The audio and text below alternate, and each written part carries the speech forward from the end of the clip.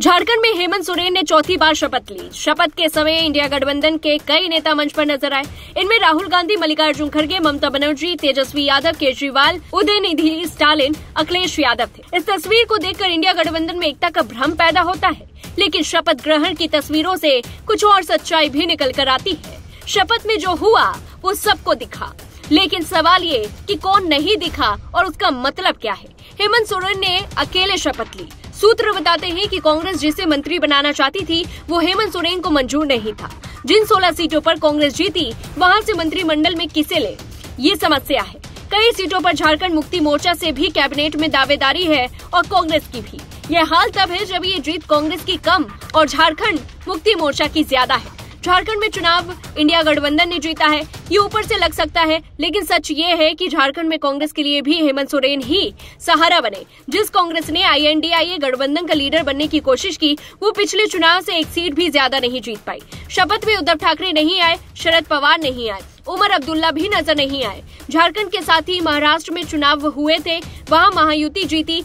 इस राज्य में कांग्रेस की स्थिति बेहद खराब रही।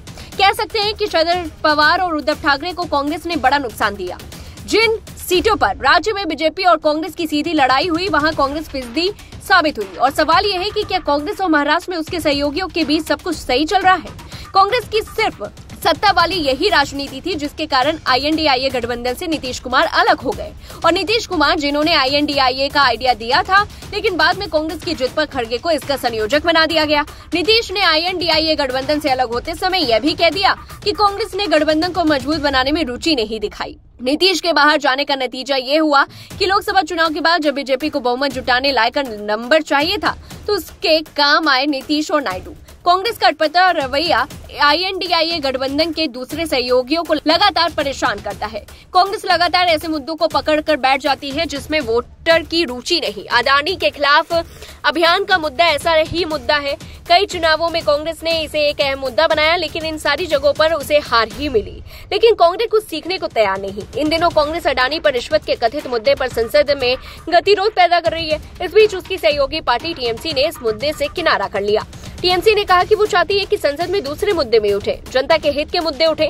अडानी के चरित्र पर कांग्रेस सवाल उठा रही है, लेकिन INDIA गठबंधन की सहयोगी लेफ्ट ने केरल में अडानी विंडनम प्राइवेट लिमिटेड के साथ विंडनम प्रोजेक्ट को 5 और बढ़ाने का करार दिया। साफ है कि कांग्रेस को इस मुद्दे पर उसके सहयोगियों ने ही अलग थलग कर दिया। शरद पवार पहले ही अडानी के खिलाफ मुहिम पर असहमति जता चुके हैं।